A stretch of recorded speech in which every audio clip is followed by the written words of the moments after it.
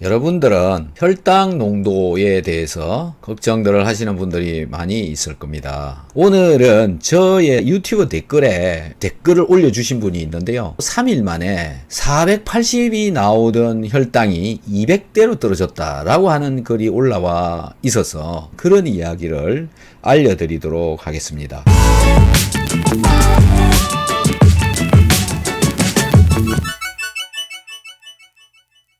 이게 제 유튜브 댓글에 올라와 있는 글을 캡처를 해서 지금 보여드리는 건데요. 공복 혈당이 483에서 430 사이였는데 203까지 떨어졌고요. 이 글들 한 줄 한 줄 제가 보여드리도록 하겠습니다. 도대체 무엇을 먹었을까요? 저는 50대 중반이고 당뇨가 10년 됐습니다. 저는 식이요법과 운동을 병행하며 지내왔지만 혈당이 굉장히 높은 상태로 지냈었습니다. 그러던 중 며칠 전에 우연히 닥터 한스 선생님의 영상을 보게 되었습니다. 그래서 비오유키소에 대한 영양 영상을 보면서 공부를 하게 됐고 먹고 있던 비타민C를 대량으로 늘려봤습니다. 당뇨가 오래되면서 손발에 쥐가 나고 특히 손바닥은 벌레가 기어다니는 것처럼 간지러워서 새벽에 자다가 깨서 긁어도 해소가 안 되고 괴로웠는데 신기하게도 3일 만에 그 증상이 없어졌습니다. 4년 전 당어혈색소 9%대가 나왔었고 공복 혈당이 430에서 483이었는데 203까지 떨어졌습니다. 정말 감사합니다. 이런 글을 올려주셨습니다. 여러분들이라고 예외가 아닐 수가 없습니다. 비타민C 먹으면 누구나 먹은 것만큼은 덕을 본다. 왜 이런 효과가 나왔을까요? 비타민C의 기능은 제가 누누이 많은 설명을 했는데요. 제가 올려놓은 영상 엄청 많이 있습니다. 그 중에 비타민C 기능 효과에 대해서 살펴보시기 바라고요. 비타민C는 일단 소화에 도움이 됩니다. 위산의 원료가 됩니다. 위산의 원료가 되도록 하는 데 있어서는 위산의 산성물질, 산이라고 하는 것이 비타민C로부터 공급이 되어집니다. 그리고 내가 섭취를 하는 음식물 중에 들어있는 소금이 염산을 만드는 원료가 됩니다. 그래서 이분도 비타민C를 갑자기 늘리는 것 때문에 소화가 훨씬 더 잘 되어졌을 것이다 라고 기대를 할 수가 있고요. 비타민C는 또 산소가 공급이 잘 되어지도록 해줍니다. 그래서 산소 부족하면은 피로물질이 몸에 쌓이는데 에너지가 안 만들어지기 때문에 그렇습니다. 당이 소모가 되어져야 에너지가 만들어지는데 당이 소모가 안 되니 에너지가 안 만들어지고 그러다 보니 피곤하다. 그런데 산소가 잘 들어가니까 포도당 소모가 일어난다. 포도당 소모가 일어난 것 때문에 400에서 200으로 내려가 버린 거죠. 포도당이 소모가 되어지려면 인슐린도 필요하지만은 산소도 필요하고요. 그 다음에 전자가 필요합니다. 비타민C 속에서는 이 전자가 있고요. 전자를 공급을 할 수가 있고요. 또 비타민C 때문에 산소 공급이 잘 되어집니다. 그러다 보니까 산소와 포도당이 이 미토콘드리아 속에서 이산화탄소로 전환이 잘 되고 에너지가 만들어지고 몸이 따뜻해지고 포도당 소모가 일어나고 있다. 그렇게 되니 비타민C를 먹게 되면 적혈구가 뭉쳐 있는 것들이 이렇게 분산되어진다. 적혈구 한 개씩 잘 떨어진다. 이게 비타민C가 나타내는 항산화 효과가 주는 효과입니다. 그래서 이 적혈구가 산소 운반을 훨씬 더 잘하고요. 그래서 피로가 풀린다. 여러분들이 시골에 가서 잠을 자거나 바닷가에 가서 잠을 자면 빨리 잠을 깨고 피로가 빨리 풀리는 것을 아마 많이 경험을 하셨을 겁니다. 산소가 들어가니까 몸속에 젖산이 빨리빨리 사라지기 때문에 그렇죠. 비타민C는 체온을 높여주는 그런 효과도 있다. 그래서 비타민C 과연 어떤 효과가 있는가라는 것에 대해서 좀 더 자세하게 말씀을 드리면 소화를 촉진시켜준다. 소화를 잘 되도록 해준다. 위산의 원료가 되기 때문에 그렇다. 그리고 비타민C는 섭취를 한다고 해서 전부 몸으로 흡수되는 게 아니고요. 장에서 아래로 내려가게 됩니다. 그러면 장에 있는 유산균들이 비타민C를 먹이로 사용해서 이용을 합니다. 그래서 유산균 정식이 잘 되고요. 비타민C는 약산성이기 때문에 또 유용한 유산균들만 장 속에서 존재하게 된다. 그래서 제가 비타민C와 유산균을 같이 먹어라 라고 계속 말씀을 드리는 겁니다. 비오유키소란 비타민C를 말을 하고 오메가3 유산균입니다. 그 다음에 키토산입니다. 개 껍질을 먹는다고 해서 키토산을 먹는 게 아니고요. 키토산이라고 만들어져 있는 건강기능식품형 키토산을 먹어야 효과가 제대로 나옵니다. 소의 소는 소금을 말을 하는데요. 소금도 고열 용융 소금을 드시는 것이 훨씬 더 효과적입니다. 박사님 덕분에 비타민C와 유산균, 염분 섭취 늘린 지 2개월 됐습니다. 위궤양과 역류성 식도염, 만성 위염 등으로 응급실 실려다니고 약을 달고 살았었는데 지금은 너무 좋아져서 약 안 먹고 병원 안 다니니 날아갈 것 같아요. 식후 30분씩 속보로 하루 2번 걸었더니 공복 150 혈당이 80으로 떨어지고 당뇨약을 끊어도 될 것 같아요. 이분에 대한 이제 해석을 좀 해보도록 하겠습니다. 이분이 이렇게 되어진 이유가 뭐냐? 제가 항상 말씀드리는 먼저 해야 되는 게 뭐냐면은 소화가 잘 되도록 해라. 우선 소화가 잘 되는 게 더 중요하다. 저분이 가지고 있는 만성적인 위염, 그 다음에 식도염, 위궤양 이런 것들 기저질환인 거다라고 생각되어집니다. 그래서 우선은 비타민 먹고요. 지금 저분이 유산균 먹었고요. 염분 섭취량 늘렸고요. 운동 식후에 30분씩 속보로 하루 2번 걸었다. 물론 이렇게 해서 당이 떨어지는 사람도 있고요. 도저히 떨어지지 않는 사람도 있을 것입니다. 하지만 기본적인 이건 해야 된다라는 거죠. 이분이 참 잘하신 거는 이제 이 위궤양, 그 다음에 식도염, 그 다음에 만성위염 이걸 해결을 했다. 공복혈당 150이 80으로 내려가 버렸다라는 겁니다. 보통 뭐 100 정도 내려가고 마는데 저분은 80까지 떨어져 버렸다. 이게 굉장히 흥미로운 또 부분인데요. 아마도 만성적으로 위염, 위궤양, 그 다음에 만성위염 이런 것들을 가지고 있었기 때문에 평소에 잘 먹지 못했을 것이다. 그런 상황에서는 순환이 잘 되게 해주고 신진대사가 잘 되게 하기 위해서 했던 게 이제 비타민, 유산균, 네, 그 다음에 염분 이런 정도죠. 거기다가 운동까지 해주니까 당대사가 올라가고 당대사가 잘 되니까 뚝 떨어져 버리게 되는 네, 그렇게 되어진 상황이 되어지지 않았나 그렇게 생각을 합니다. 비타민, 오메가3 유산균, 키토산, 소금 잘 챙겨 드시면 많은 분들이 위장병으로부터 탈출할 수 있게 되고요. 참고가 되었으면 합니다. 오늘은요, 혈당을 내리는 이것이라고 하는 제목으로 알려드리도록 하겠습니다. 그래서 혈중에 돌아다니는 포도당은 밥, 감자, 고구마, 옥수수 이런 것들로부터 오게 되는 거죠. 밀가루 이런 걸 먹고 포도당을 만들어서 나의 혈당을 만든다.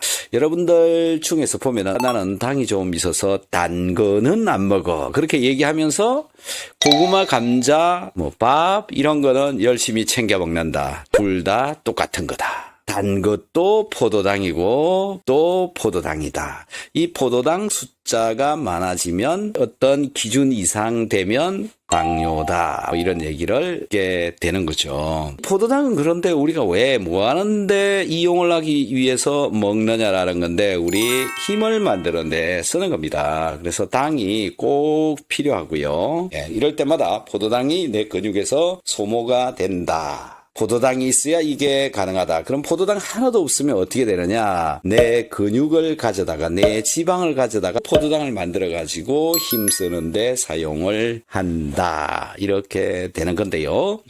내 몸이 정상적으로 돌아가려면 이 포도당이 나의 혈액 중에도 돌아다녀야 되지만 나의 장에도 가야 됩니다. 이 포도당이 거기에 가야 대장이 그걸 받아먹고 에너지로 바꿀 수 있습니다. 힘을 쓸 수가 있다. 그래서 포도당이 들어있는 밥, 감자, 고구마, 옥수수 이런 것들을 대장을 위해서 먹어줘야 되는 거지 하나도 안 먹는다라는 것은 별로 좋은 것은 아니다라는 거죠. 그래서 당뇨 환자일지라도 적절한 양의 당을 먹어야 된다라는 것을 오늘 제 얘기를 들어보면 아실 수 있다. 그 다음에 이 대장에서 도대체 무엇이 나오길래 나의 인슐린 분비에 영향을 주고 이 인슐린이 혈당을 떨어뜨리는지에 관한 이야기를 좀 하도록 하겠습니다. 자, 일반적으로 우리는 포도당이 우리 혈중에 들어오게 되면 이 포도당이 세포 속으로 들어갑니다. 그 다음에 산소도 세포 속으로 들어갑니다. 그래서 이 포도당이 피루브산이라고 하는 물질로 다시 전환이 되어진 뒤에 그 피루브산이 이 미토콘드리아라고 하는 이 벌레같이 생긴 이 미토콘드리아 속으로 들어가서 TCA 사이클 전자 전달계라는 곳에서 여기서 이제 전자를 만들어내고 그게 에너지가 되는 것이다. 이렇게 우리는 체온을 유지하고 힘을 만드는데 포도당과 산소를 이용을 해서 우리 몸에서 에너지를 만들고 있다. 그 다음에 이 속에서 또 활성산소라고 하는 놈이 만들어져 나온다. 그래서 오늘은 이 포도당을 이 세포 안에 집어넣어서 어떻게 해서 에너지를 만드는지, 또 인슐린은 어떻게 작용을 해서 포도당을 집어넣게 되는지, 여기에 인슐린을 잘 나오게 하려면 어떻게 해야 되는지, 이런 이야기들을 해드리겠다라는 겁니다. 그래서 생로병사에서 나온 혈당, 당뇨가 올라가는 이유에 대해서 설명하는 영상을 하나 봐보도록 하겠습니다. 당뇨병은 왜 생기는 걸까? 우리가 섭취한 음식물은 포도당으로 분해돼 혈액을 통해서 흡수된다. 이때 췌장이 분비한 인슐린은 포도당을 인슐린 수용체와 결합시켜 세포 속으로 들어갈 수 있게 해준다. 하지만 여러 가지 이유로 인슐린이 적게 분비되거나 분비된 인슐린이 제 기능을 하지 못하면 세포 속에 들어가지 못한 포도당이 혈액에 넘쳐 흘러 당뇨병이 유발되는 것이다. 이렇게 말로는 굉장히 쉽죠. 그런데요, 이 중간에 굉장히 많은 단계의 스텝을 거친다라는 겁니다. 혈당 조절을 제대로 하지 못하면 여러 가지 병이 걸린다라는 게 나오게 되는데요. 우리 몸에서는요, 혈당을 올리는 프로세스가 있고요, 혈당을 내리는 프로세스가 있는데, 혈당을 내리는 프로세스는요, 췌장의 랑게르한서섬이라고 하는 이곳에서 분비되어져 나오는 인슐린에 의해서 포도당이 근육세포로 잘 들어오도록 해주는 기능하는 거, 또 포도당을 많이 쓰도록 하는 거, 그 다음에 포도당이 빨리 분해되도록 하는 거, 그 다음에 포도당이 다시 뭉쳐져서 글리코겐이 되도록 하는 것, 이런 것들이 이 인슐린이 관여되어져서 혈중 포도당 농도를 떨어뜨리는 이런 기능이 있다. 자, 그 다음에 글루카곤이라고 하는 이런 호르몬이 있습니다. 이게 인슐린에 반대되는 호르몬이죠. 자, 인슐린은 혈당을 떨어뜨리는 거, 글루카곤은 포도당을 만들어내는 호르몬입니다. 그래서 간에서 당분을 포도당으로 분해시키는 것을 해주는 호르몬이 됩니다. 이 밑에 보면 이 네 가지의 호르몬들 전부 다가 혈당을 올리는데 사용을 하는 겁니다. 이걸 잘 보시면 어떤 이해를 할 수 있느냐라는 건데요. 혈당을 올린단 말이죠, 여러분 몸에서. 그런데 당을 올리는 프로세스는 크게 네 가지나 있다라는 겁니다. 당을 올리는 거는. 왜 그럴까요? 라는 거죠. 당을 내리는 프로세스는 유일하게 인슐린에 의해서 하는 거 한 개밖에 없다. 자, 이 얘기는 무슨 얘기냐면, 혈당을 올리는 게 더 중요하고요, 혈당을 내리는 거는 덜 중요하다, 이 얘기죠. 이건 또 반대로 얘기하면 혈당이 오르는 것은 위험하지 않는데 혈당이 내려가는 것은 굉장히 위험한 것이다 라는 겁니다. 이걸 이해를 하셔야 돼요. 혈당이 올라가는 것보다 떨어지는 게 더 위험하다. 힘을 못 만들고 에너지를 못 만들면 심장 근육도 서버린다라는 겁니다. 그래서 저혈당 쇼크가 오면 몸에서 식은땀이 나고요, 여러분 손도 떨리고요, 이런 일들을 겪어보신 분들이 있을 텐데, 그런 일들이 벌어지는 위험한 일들이 일어난다. 그런데 혈당이 300대고 400대도 크게 문제는 일어나지 않는다. 그런데 시간이 걸려서 5년, 10년, 20년 이렇게 고혈당을 계속 유지하면 혈관이 망가진다. 혈관이 망가진다고 여러분 죽습니까? 예, 눈이 나빠진다, 신장이 나빠진다, 예, 발가락이 썩는다, 이거지 죽지는 않는다라는 거죠. 그것 때문에 정말로 중요한 건 뭐냐면 혈당을 올리는 게 더 중요하지 혈당을 내리는 게 중요한 게 아니었다 라는 게 바로 우리 몸의 구성만 봐도 잘 알 수가 있는데요. 혈당이 그럼 올라가면 안 된다는데 그거 어떡할 거야? 거기에 결국은 활성산소라는 놈이 관여되어져서 문제를 일으킨다. 2단계 프로세스가 또 있다 라는 겁니다. 자, 그래서요, 오늘은 인슐린을 가지고 혈당을 내리는 것에 관한 이야기인데, 이 인슐린은 우리가 췌장에서 분비가 된다. 그래서 밥을 먹게 되면요, 포도당 농도가 살살 올라가고 이 포도당이 장으로 내려가게 되고요, 장으로 포도당이 내려가면 글리코겐 라이크드 프로테인이라고 하는 이런 호르몬이 분비가 됩니다. 어디서? 대장에서. 대장에서 이 호르몬이 분비가 되면 비로소 인슐린이 분비되기 시작한다 다시 GLP-1이 분비되지 않으면 인슐린이 덜 분비된다라는 겁니다. 그래서 인슐린이 분비되면 글루카곤은 덜 분비된다. GLP-1이라고 하는 이놈이 있어야 인슐린이 분비된다. 요게 오늘의 핵심이고요. 혈당은 2시간 정도 지나면은 떨어진다라는 거고, 떨어지면 또 글루카곤이 분비가 되어져서 내 몸속에 있는 포도당을 끌어다가 쓰게 된다. 이렇게 되는 겁니다. 이것만 봐도 여러분 알 수가 있는 겁니다. 인슐린보다 글루카곤 분비 시간이 훨씬 더 많다. 즉 혈당을 어느 정도 일정하게 유지를 하는 시간이 더 시간은 길다. 6시간 동안 인슐린을 잘 분비를 시켜서 나의 몸속에다가 포도당을 집어넣어서 저장을 하기도 하고요. 에너지로 또 쓰기도 하고요. 이런 작동을 하고 있다. 이거 하는데 쓰이는 게 바로 GLP-1이라고 하는 이런 호르몬이다. 이런 이해가 우리는 필요하다. 맨날 인슐린 이야기만 할 게 아니다. 그래서 결국 중요한 거는 인슐린 분비를 잘 시키려면 바로 이 GLP-1이라고 하는 이놈이 분비가 잘 되어져야 되는데, 이 GLP-1이라고 하는 놈이 잘 조절이 안 되면 당뇨병, 고지혈증, 인슐린 저항성 관련 질병에 부정적인 영향을 끼친다.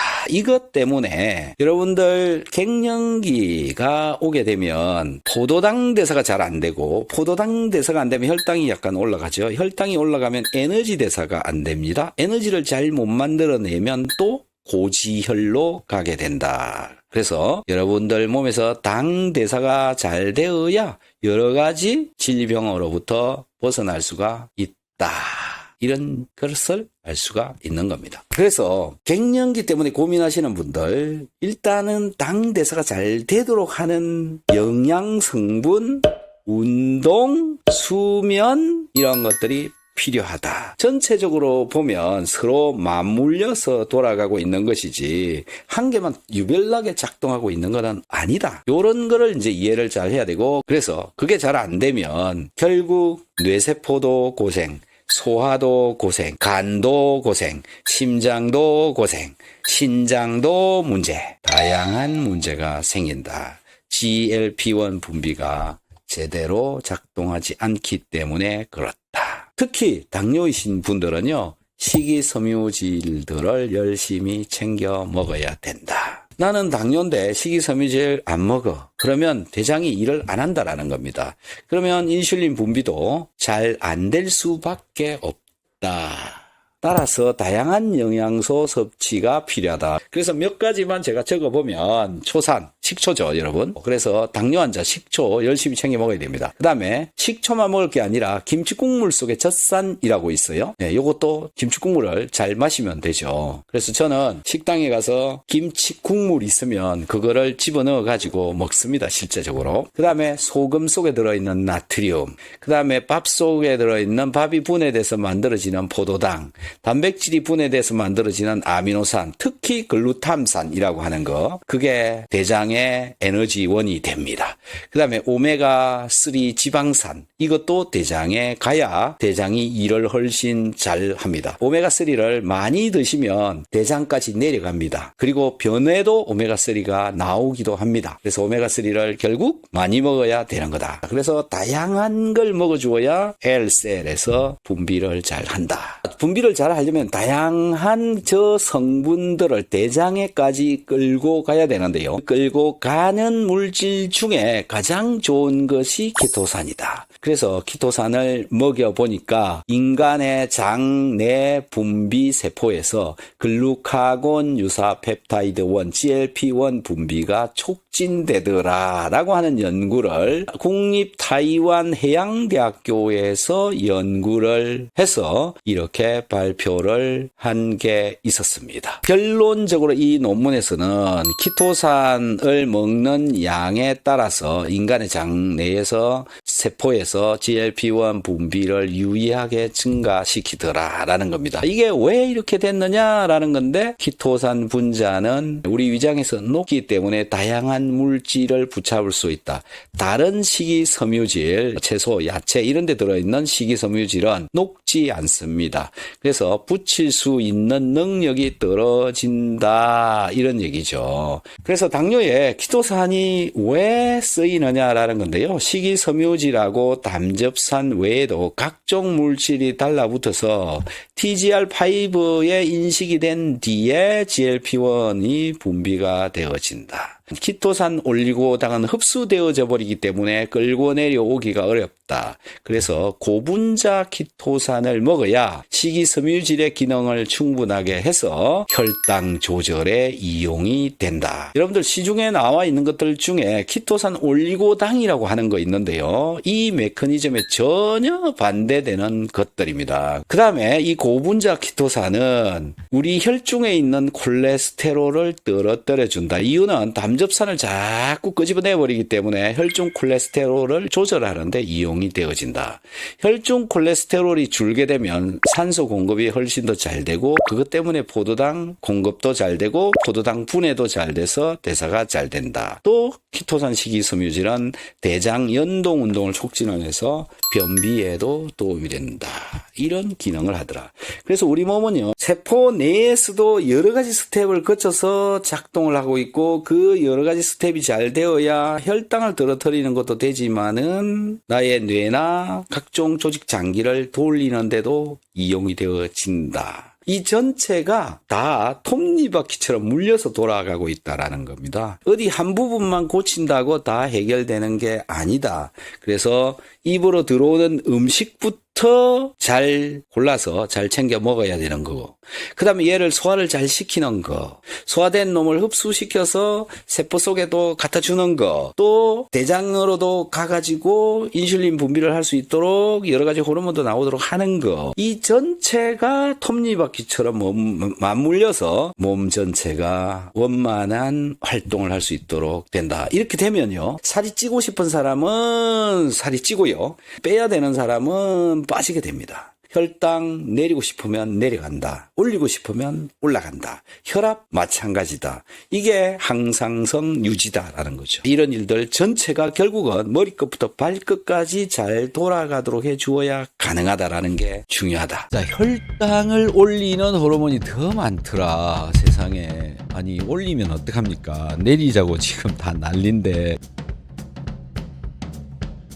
생리학이라고 하는 책에 나와 있는 내용입니다. 혈당 조절에 관여하는 호르몬 뭡니까? 췌장의 랑게르한스스 베타 세포에서 분비를 하는 인슐린, 이게 나오면 혈당이 떨어진다. 혈당을 내리는 호르몬은 이거 한 개밖에 없는 겁니다. 정말 미쳐 돌아버릴 것 같죠. 아니, 어떻게 내리는 거 이거 한 개밖에 없냐 이겁니다. 그런데요, 혈당치를 올리는, 상승시키는 호르몬이 이렇게 많습니다. 글루카곤, 알파 세포에서 분비되어져 나오는 호르몬, 그 다음에 그로스 호르몬이라는 거 있고, 에피네프린, 글루코콜티코이드라고 하는 스테로이드 호르몬이 이렇게 있습니다. 자, 혈당치를 상승을 시키는 거는 4개나 있고요, 당을 떨어뜨리는 호르몬은 1개밖에 없다. 이거 어떻게 해야 됩니까? 결국 당을 떨어뜨리기 위해서는 인슐린 없이도 당을 내리는 방법, 운동하는 거다. 운동하면 강제로 포도당을 세포에다가 밀어넣어서 에너지를 만들어낼 수밖에 없는 거죠. 그래서 운동을 해라 이 얘기를 하는 겁니다. 인슐린이 다소 부족해도 운동을 열심히 해서 떨어뜨린다. 그 중에는 뭐 운동 아무리 해도 안 떨어지더라 이런 분들도 사실 있긴 합니다.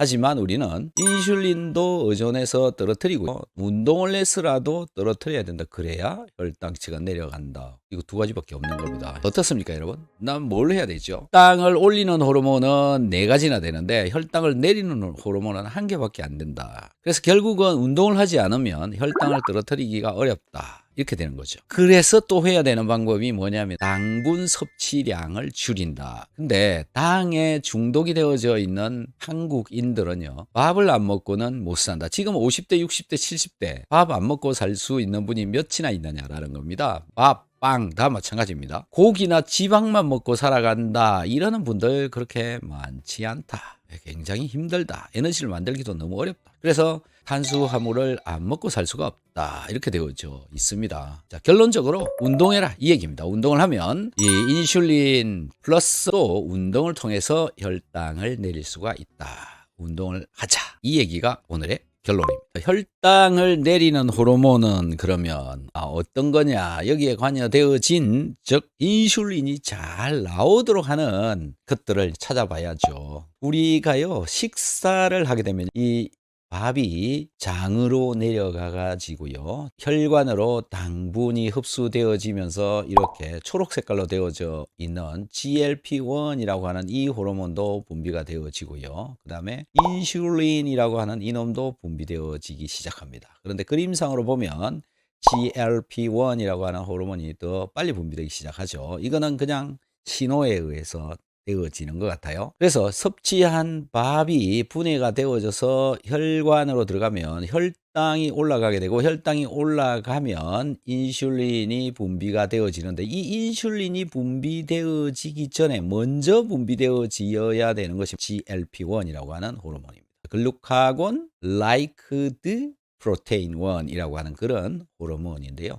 얘가 나오면 비로소 인슐린이 적극적으로 막 쏟아져 나오기 시작한다. 그러면은 이제 글루카곤은 감소를 하고 혈당도 떨어지기 시작한다. 그래서 2시간 정도 지나면 혈당이 좀 많이 내려간다. 이렇게 되어져 있습니다. 결국 혈당을 떨어뜨리는 호르몬은 인슐린이지만 GLP-1이라고 하는 호르몬이 나와야 인슐린도 나오게 되어진다. 그래서 이 GLP-1이라고 하는 호르몬이 굉장히 중요한 호르몬 중에 한 가지다라는 건데요. 결론은 뭐냐면 이 GLP-1 이 호르몬에 기반을 해서 당뇨 치료 약을 만들어내고 있는데 여러분들이 먹고 있는 약들이 있습니다. GLP-1 수용체에 작용하는 약물 DPP-4 억제제 뭐 이런 겁니다. 이게 뭐냐면 GLP-1이라고 하는 호르몬이 내 장에서 분비되어져 나오는데 이게 잘 분해되어지지 않도록 막아주는 호르몬이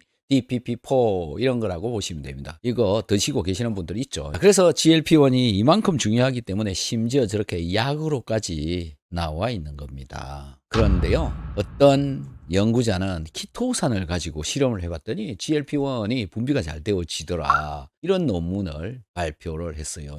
그래서 이 논문의 결론을 제가 좀 보니까요. 저분자량 키토산은 용량 의존적 방식으로 많이 먹으면 많이 먹을수록 인간의 장 내분비 세포에서 GLP-1 분비가 유의하게 증가되어지더라. 그래서 키토산을 열심히 챙겨 먹으면 이것 때문에 갑자기 혈당이 뚝 떨어지는 사람이 있습니다. 그래서 먹어야 되는 게 뭐냐면은 키토산이다. 기본적으로 GLP-1이 잘 분비되어지고 있는가? 이게 더 중요하다. 그래서 약을 먹기 이전에 내가 먹고 있는 음식물들이 제대로 내 몸속으로 들어가서 작용을 하고 있는가 이런 걸 먼저 따지는 게 옳지 않느냐라고 저는 생각합니다. 당뇨에 있어서도 췌장에서 GLP-1이 잘 분비가 되어져야 췌장에서 인슐린 분비가 잘 되어진다. 그러니까 GLP-1이 분비가 되어지지 않으면 인슐린 분비는 안 되어진다. 이렇게 보시면 되는 겁니다. GLP-1은 관심이 없고 오로지 인슐린이 나오냐 안 나오냐 인슐린을 만들기 위해서 무엇인가 약을 먹든지 뭔가를 열심히 한다. 그러니까 결국 약물의 부작용으로 내 몸만 다친다. 결국은 GLP-1이라고 하는 이 호르몬이 잘 나와야 되는데 이렇게 하려면 키토산을 열심히 챙겨 먹어야 당을 떨어뜨릴 수 있다. 결론적으로 식이섬유질을 잘 먹게 되면 이 식이섬유질에 담즙산이 달라붙어서 이것 때문에 TGR5가 인식이 되어지게 되고 그래서 GLP-1이 분비가 되어지게 된다. 또 키토산을 먹으면 당분 흡수량이 조절이 되어집니다. 갑자기 혈당이 올라가는 거, 혈당 스파이크가 일어나는 것을 막아줄 수도 있다. 그 다음에 또 혈중 콜레스테롤이 떨어진다. 음식 속에 들어있는 콜레스테롤이 키토산한테 붙어서 배출되어져 버리기 때문에 그렇습니다. 혈중 콜레스테롤이 줄어들게 되면 혈액 내에 산소 공급도 훨씬 더 잘 되어지고요. 포도당도 잘 돌아다닐 수 있게 되고요. 그것 때문에 대사가 잘 되고 혈당이 떨어진다. 또 이 키토산 식이섬유질이 하는 기능, 대장 연동 운동이 되어져서 변비가 잘 사라지게 되어진다. 이런 아주 특이한 기능을 가지고 있는 것이 바로 식이섬유질이다. 그걸 한번 먹어보자. 그러면요 혈당 분명히 내려갑니다. 그래서 식이섬유질을 꼭 열심히 챙겨 드셔라 라고 제가 여러분들께 부탁을 드리고 싶습니다. 혈당을 내리는 호르몬은 어디 있냐, 어떤 거냐, 여기에 관여되어진 즉 인슐린이 잘 나오도록 하는 그런 것들을 찾아봐야죠. 우리가요 식사를 하게 되면 이 밥이 장으로 내려가 가지고요 혈관으로 당분이 흡수되어지면서 이렇게 초록 색깔로 되어져 있는 GLP-1이라고 하는 이 호르몬도 분비가 되어지고요 그 다음에 인슐린이라고 하는 이놈도 분비되어지기 시작합니다. 그래서 섭취한 밥이 분해가 되어져서 혈관으로 들어가면 혈당이 올라가게 되고 혈당이 올라가면 인슐린이 분비가 되어지는데 이 인슐린이 분비되어지기 전에 먼저 분비되어지어야 되는 것이 뭐냐면 GLP-1이라고 하는 호르몬입니다. 자, 이놈은 섭취한 밥 속에 들어있는 다양한 여러 성분들, 음식 속에 들어있는 다양한 성분들이 대장에 내려가게 되면 대장의 자극을 받아서 대장에서 분비되어져 나오는 호르몬이 바로 GLP-1이라고 하는 호르몬입니다. 글루카곤 라이크드 프로테인 1이라고 하는 호르몬인데요. 얘가 나오면 비로소 인슐린이 적극적으로 쏟아져 나오기 시작한다. 그래서 GLP-1이 나오고 그 다음에 인슐린이 나오고 그러면은 글루카곤은 감소를 하고 혈당도 떨어지기 시작한다. 그래서 2시간 정도 지나면 이제 혈당이 좀 많이 내려간다. 결국 혈당을 떨어뜨리는 호르몬은 인슐린이지만 GLP-1이라고 하는 호르몬이 나와야 인슐린도 나오게 되어진다. 그래서 이 GLP-1이라고 하는 호르몬이 굉장히 중요한 호르몬 중에 한 가지다라는 건데요. 이 GLP-1은 우리 몸속에서 굉장히 많은 역할들을 합니다. 가운데 있는 이게 GLP-1이라고 하는 호르몬인데요. 아미노산이 36개가 연결이 되어져서 만들어져 있는 겁니다. 자, 이거 아미노산 36개라고 하는 거 이거 뭐죠?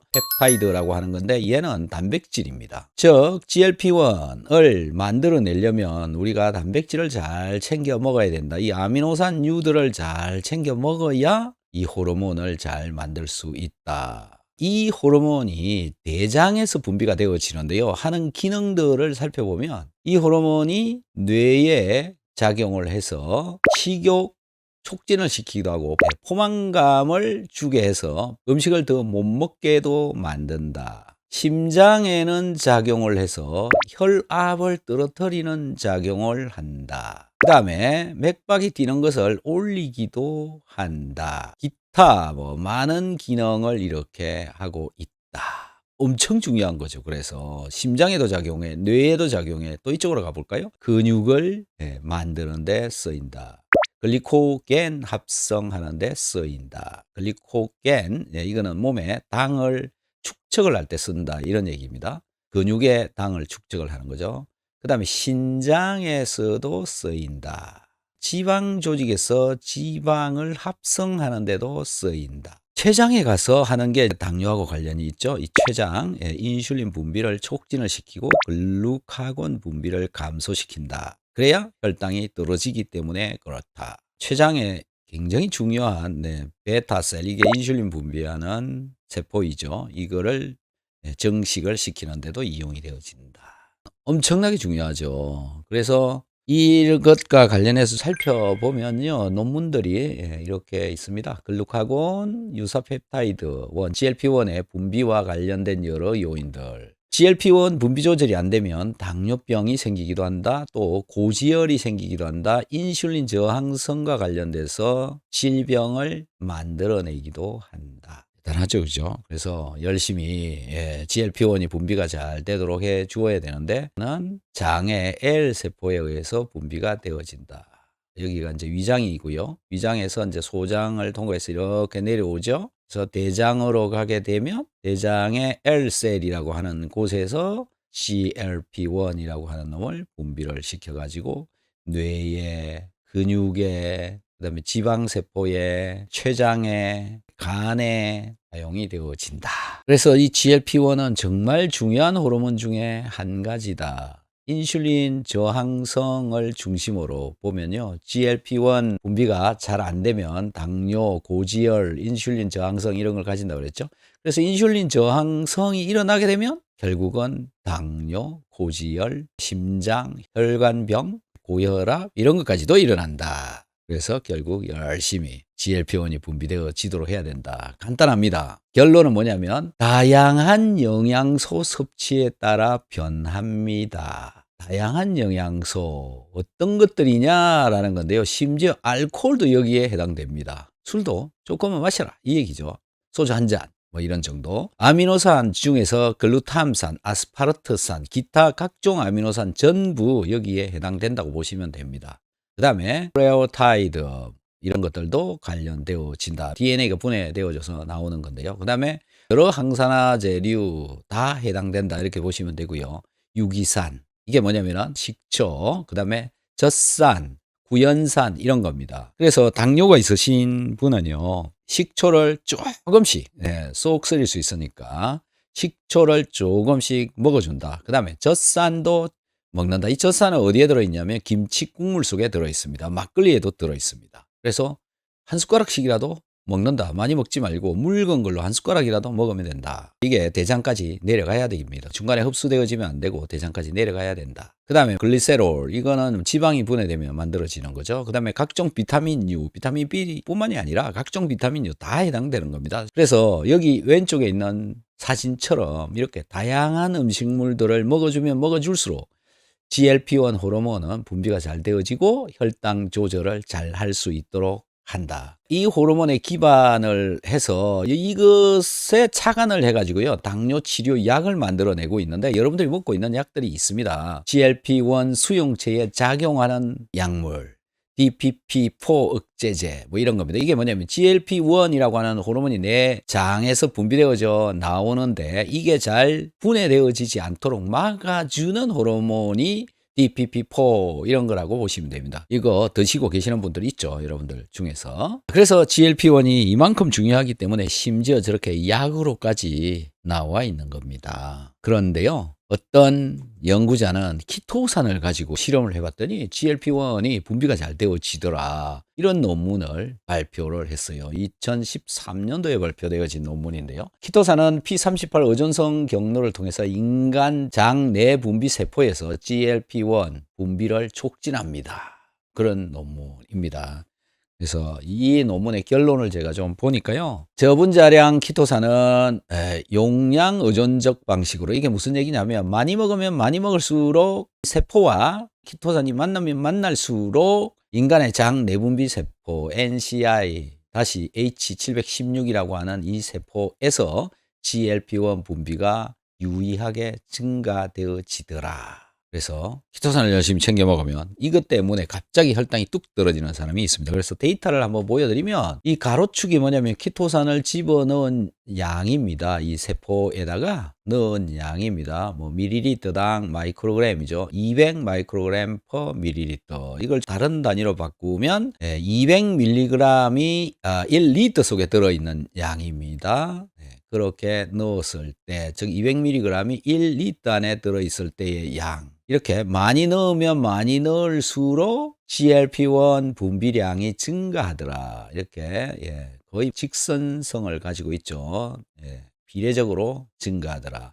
키토산이 많으면 많을수록 GLP-1 분비가 더 잘 되더라. 이런 결론입니다. 그래서 유전적 조사를 통해서 또 이렇게 해봤는데 키토산이 많으면 많을수록 앞으로 글루카곤 mRNA가 더 많아지더라. 이런 결과를 가지고 있습니다. 그래서 이 프로글루카곤이라고 하는 이 놈이 뭐 하는 놈이냐면 장에서 또는 뇌에서 GLP-1 분비가 잘 되어지도록 하는 그런 것이다.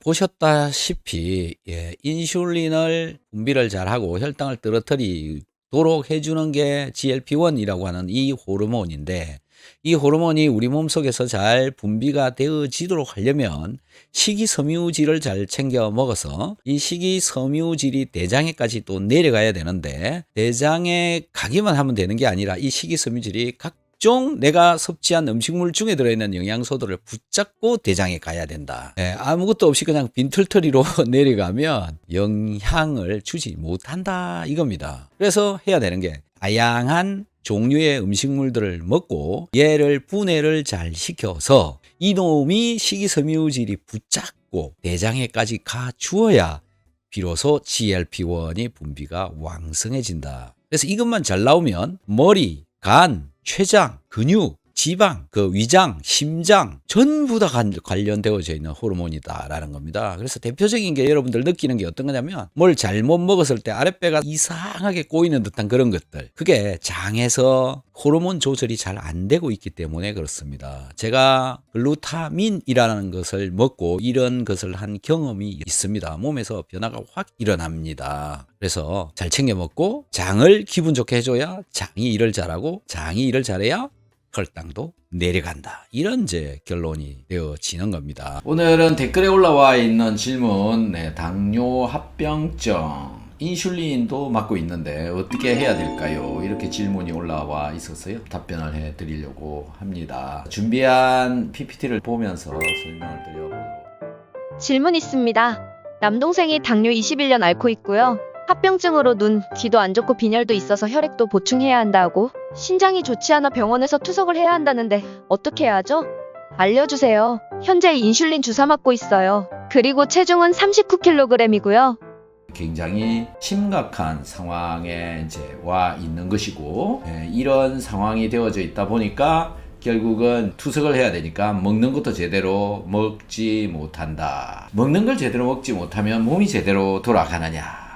우선 이렇게 반문을 하고 싶은데요. 그러면 왜 못 먹게 하면서 그 다음에 제대로 먹지도 못하면서 투석을 계속하고 있느냐? 일종의 연명을 하고 있는 수준에 지금 와 있는 그런 상황으로 저는 느껴집니다. 체중이 39kg 정도로 빠져 있다. 먹는 걸 제대로 못 먹기 때문에 그런데 특히 신장이 나쁘다 보니까 염분도 먹지 마라. 염분을 적게 먹으니까 또 많은 문제가 발생하고 있는 거죠. 어쨌든 예전부터 20년 전부터 지금까지 당뇨를 고치려고 무진장 노력을 했을 것이다 라고 생각이 되어지는데요. 많은 노력을 했음에도 불구하고 왜 안 고쳐지느냐라는 건데, 당뇨병은 안 고쳐지는 질병이라고 얘기를 하기 때문에 그렇습니다. 그리고 고쳐지지 않는 방법만 사용하고 있기 때문에 그렇죠. 그래서 고치는 방법에 대해서 좀 이해를 해보는 게 좋지 않을까 싶은데요. 지금까지 이 당뇨 산업에는요, 약물이 굉장히 깊이 있게 관여되어져 있다. 그리고 약물로 관리를 하고 있는 것이지 치료를 하는 게 아니기 때문에 못 고치고 있는 거다 라는 거죠. 몸신이라고 하는 채널A라고 하는 방송에서 방송이 되어진 건데요. 정상은 공복 혈당 100 미만 나오면 되고, 식후 2시간 혈당 140 미만 나오면 정상이고, 당화 혈색소는 4에서 5.6이 나오면 정상적인 숫자다. 이렇게 되어져 있죠. 이건 뭐 여러분들이 잘 아시고 계실 것이다 라고 생각되어지는데요. 당뇨 전 단계는 공복 혈당이 100에서 125 정도, 그 다음에 식후 혈당은 140에서 199, 즉 200 이하 정도만 나와도 당뇨 전 단계다. 당화 혈색소는 5.7에서 6.4 정도 나오면 되는 걸로 이렇게 되어져 있죠. 그런데 당뇨병으로 진단을 받으면 혈당 농도가 126 이상, 그 다음에 식후 2시간 혈당 200 이상, 당화 혈색소 6.5가 나오면 당뇨병이다. 이렇게 진단을 받게 되고, 당뇨 전 단계가 되더라도 약을 권하는 경우도 있고요. 당뇨병 진단을 받으면 약을 무조건 권하죠. 그래서 이런 약들을 먹으라 라고 권하게 됩니다. 지금 한번 보시면 식사 30분 전에 복용하는 당뇨약, 식사 15분 전에, 식사 직전에 복용하는 당뇨약, 또 식사 직후에 식사와 무관하게 이렇게 복용을 하는 당뇨약의 종류는 엄청 많죠. 그런데요, 이런 약들은 약물이 당뇨에 작용하는 기전, 왜 이 약이 당에 듣느냐 라고 하는 것이 우리가 명확하게 이해를 할 필요가 있습니다. 자, 이거 한번 봐보시면요, 작용 기전이 당뇨병에 따른 각각의 약제의 계열이 있는데, 메트포르민, 티아졸리딘디온, 설폰 요소제, 글리나이드, 알파 글루코시다제 억제제, DDP4 억제제, GLP-1 수용체 작용제, 그 다음에 SGLT2 억제제, 인슐린 주사 이렇게 되어져 있는데요. 직접적으로 당뇨병과 밀접하게 관계가 되어져 있는 것은 인슐린입니다. 즉 인슐린이 잘 분비가 되어지느냐 안 되느냐에 따라서 당뇨에 영향을 가장 크게 끼치고 있다. 많은 전문가라고 하는 사람들은 인슐린은 마지막에 맞는 거다. 마지막에 인슐린 펌프도 하는 거다. 이렇게 알고 있죠. 그런데 그게 정말일까? 이걸 우리는 생각을 해야 됩니다. 그래서 그렇게 알려져 있고 그렇게 알고 있기 때문에 약 처방만 한다라는 거죠. 그래서 당뇨가 진단이 되어지면 한번 약을 먹기 시작하면 계속 죽을 때까지 약을 먹어야 되는 이런 상황에 오게 된다. 그리고 이렇게 해야 된다라고 이야기를 하고 있다라는 거죠. 그리고 당뇨 약에 대한 부작용 다양하게 일어날 수가 있다라는 건데요. 우선 이 표에서 한번 보시다시피 작용 기전을 한번 보시면 메트포르민은 간, 근육, 지방에서 인슐린이 잘 들어가도록 해준다. 저항성을 개선시킨다라는 거고, 그 다음에 또 한 가지 기능이 뭐냐면은 위장 속에서 장으로 음식물이 빨리 내려가지 못하도록 위장에서 붙잡고 있다. 이게 쉽게 얘기하면 소화가 덜 되게 한다. 이런 개념으로 보시면 됩니다. 결국은 메트포르민을 먹게 되면 소화에 문제가 생긴다라는 건데요. 생명체의 근간은 소화입니다. 생명활동의 근간. 그런데 소화가 안 되게 해버린다. 그러면 각종 문제가 발생할 가능성이 있는 거죠. 그런데도 이걸 평생 먹어야 된다. 평생 먹어라. 이렇게 하는 거죠. 자, 그 다음에 티아졸리딘 디온이라고 지방, 근육, 간에서 인슐린 저항성 개선. 아까 위에 거하고 비슷하고요. 그 다음에 설폰 요소제, 인슐린 분비를 촉진을 시킨다. 그래서 너무 많이 만들어내면 저혈당이 되어지기도 하고요. 약물 섭취량을 잘 조절을 못해가지고 뭐 많이 먹어버린다라든지 그러면 저혈당 같은 게 오게 되는 거죠. 글리세나이드도 역시 마찬가지고요. 그 다음에 알파 글루코시다제 억제제, 글루코스를 분해를 덜 되게 하는 거죠. 그래서 장에서 탄수화물 흡수가 천천히 되도록 한다. 요것도 소화가 안 되도록 하는 겁니다. 탄수화물들의 소화를 못 되게 하는 거죠. 이게 무슨 약입니까? 저는 약처럼 느껴지지가 않습니다. 근본적인 소화를 덜 되게 하는 이런 것들. 그 다음에 DDP 억제제. 요거는 GLP-1 호르몬이 잘 나오도록 해주는, 그렇게 해서 인슐린 분비가 촉진되어지도록 하는 그런 메커니즘 보시면 될 것 같고요. 그 다음에 GLP-1 수용체 작용제. 이것도 인슐린 분비가 촉진되도록 한다. 그 다음에 식욕을 억제를 시킨다. 그 다음에 SGLT2 억제제, 신장으로 당을 배출이 잘 되도록 한다. 그 다음에 인슐린 주사다. 여기서요 정말 쓸만한 거는 저는 인슐린이라고 봅니다. 그래서 인슐린을 이 주사로 투여를 하든지 아니면 인슐린 펌프로 지속적으로 공급을 한다든지 이건데, 이거를 처방을 해가지고 골치 아픈 게 뭐냐면요, 저혈당이 되어지는 겁니다. 저혈당이 되어져 가지고 쇼크가 올까봐 무서워서 처방하기 어려운 거죠. 그런데 요즘은 굉장히 많이 발달이 되어져 있습니다. 그렇기 때문에 여러분들께서 쉽게 접할 수가 있고요. 믿고 해도 충분히 가능하다라고 저는 생각이 되어집니다. 자, 어떠신가요, 여러분들은? 지금 이런 이야기를 좀 들어보시면 도대체 당뇨를 어떻게 해야 될지 망설여질 것이다 이런 생각이 드는데요. 다음 장을 한번 보시면 역시 부작용에 대해서 적고 있습니다. 지금 여기 보시면 설포닐 유레아, 저혈당 또는 체중 증가를 시키는 부작용이 있다. 메포민, 위장장애가 있다. 보세요. 소화기에 문제가 일어나죠. 그죠? 그 다음에 무기력, 권태감, 그 다음에 근육통, 호흡곤란. 이런 상황이다. 그 다음에요. 메글리티나이드, 저혈당, 체중 증가. 그 다음에 티아졸리디네디온, 체중 증가. 부종, 그 다음에 알파 부도당 분해 효소, 가스, 설사, 위장장애, 그 다음에 DPP4 억제제, 체중 증가, 급성 췌장염, 이런 부작용이 오는 약을 여러분들은 아무 걱정 없이 열심히 드시고 계시다라는 건데요. 심지어 당뇨병 약 메트포르민에서도 발암물질 NDMA가 검출이 되었다. 이렇게 심각한 문제들이 있다라는 거고요. 약물을 정말 조심해서 섭취를 해야 된다라는 거죠. 자, 그래서 또 한번 보시면 이제 결국은 약을 안 먹을 수도 없고 먹자니 부작용이 오고. 그래서 그냥 열심히 약 먹으라는 대로 먹고는 있습니다. 하지만 약을 먹고 있으면 그냥 죽을 때까지 별일 없이 그냥 가면은 좋은데 약을 먹어도 합병증은 온다라는 겁니다. 약물을 먹다가 결국은 잘 관리가 안 돼서 약물의 숫자가 또 늘어나기도 하고요. 약물의 숫자가 늘어나다가는 또 그게 모자라면 인슐린을 처방을 받아서 주사로 또 맞기도 한다. 그리고 그 인슐린의 단위수가 점점 증가한다. 그러다가 어떻게 되죠? 이제는 신장이 망가졌습니다. 투석을 합시다. 그래서 또 투석을 하는 거죠. 투석을 하게 되면 이제 각종 음식물이 더 지독하게 제한이 되어집니다.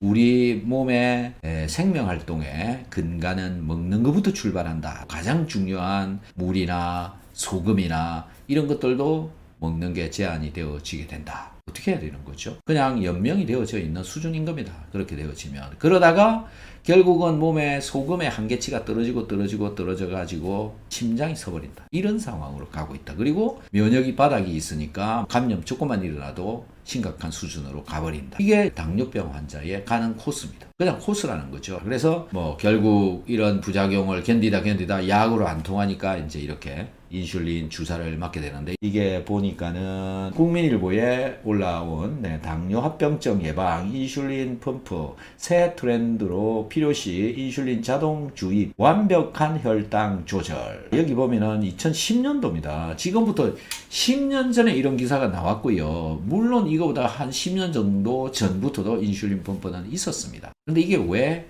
많은 사람들한테 알려지지 않고 있는지 저는 상당히 의문스럽습니다. 왜 권하지 않는지 모르겠습니다. 이런 걸 여러분들은 이해를 좀 하셔야 될 거라고 보는데요. 혈당 조절이 완벽하게 된다. 먹는 거 마음대로 먹고 완벽하게 혈당 조절이 되면 당뇨 합병증이 올 수가 있나요? 약물을 먹어가지고 이 완벽한 혈당 농도 조절이 안 되기 때문에 합병증이 오는 거거든요. 괜찮아진다면 해볼만 하지 않습니까? 그래서 한번 고려를 한번 해보시고요. 당뇨로 고생을 하신다면 정말 저는 인슐린 펌프를 달아라 라고 말씀을 드리고 싶어요. 또 다른 분이 있습니다. 이분이 건국대 의대 교수님이신데요. 당뇨 인슐린 펌프로 제가 보기에는 세계에서 가장 유명하지 않나 이렇게 생각이 되어집니다. 이분도 뭐 방송에 명의로 여러 번 출연도 되어진 분으로 알려져 있습니다. 당뇨 명의 최수봉 교수님, 당뇨병은 불치병이 아니다. 완치 가능하다. 이렇게 얘기를 하고 있습니다. 당뇨는 못 고치는 병이다라고만 알려져 있고, 많은 전문가라고 하는 이들은 당뇨는 완치가 되는 병이 아닌 못 고치는 병으로 되어져 있습니다. 저도 그렇게 알고 있고요. 저도 이 이야기들에 관한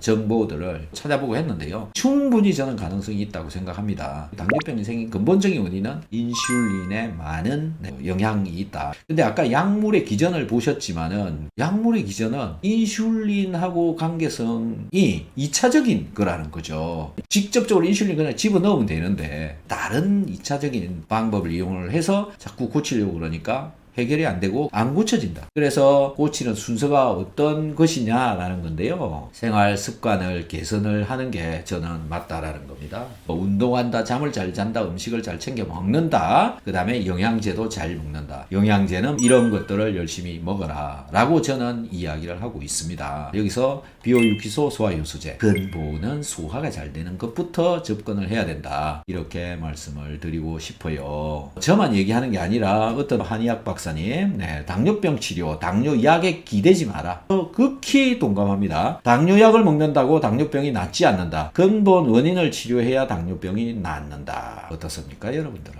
그리고 당뇨병 약 주의해서 사용하세요. 이런 포스터도 있습니다. 당뇨는 약물을 먹고 그냥 살아가는 거다 이렇게 알고 계시는데, 결국은 약물의 부작용과 당뇨병은 고치지를 못하고 결국은 투석까지 가게 된다. 물론 뭐 투석 전에 문제가 발생하는 경우도 많죠. 그래서 고치는 방법을 꼭 좀 찾아보셔서요, 당뇨를 탈출하시기 바랍니다. 첫 번째, 생활 습관을 개선을 한다. 이거부터 하시고요. 철저하게 하시는 게 중요하죠. 그렇죠. 그 다음에 약에 의존하는 것보다는 인슐린 펌프나 인슐린 주사인데요. 인슐린 펌프와 인슐린 주사 중에서는 그냥 인슐린 펌프를 다는 게 낫다라는 건데, 불편하지 않냐 이런 얘기를 또 많이 하죠. 샤워를 하는데도 불편하다, 운동을 하는데도 불편하다 이런 얘기를 하는데, 요즘은 그렇지 않습니다. 굉장히 발달이 되어져 있어서요, 샤워하는데도 큰 문제가 없다 라는 거고요. 발가락이 썩는다, 눈이 안 보인다, 투석을 해야 된다, 이것보다 샤워할 때 좀 불편한 게 더 나은 거 아닌가요? 답은 너무 자명한 겁니다. 낫는 게 중요하지 불편한 게 중요한 게 아니다 라는 거죠. 그래서 다양한 방면으로 좀 알아보셔서 여러분들의 당뇨를 부착하시기를 바랍니다. 정보는 굉장히 많고요. 이 많은 정보를 여러분들이 어떻게 잘 선택을 해서 하시느냐에 따라서 여러분들의 삶과 인생이 달라질 수 있다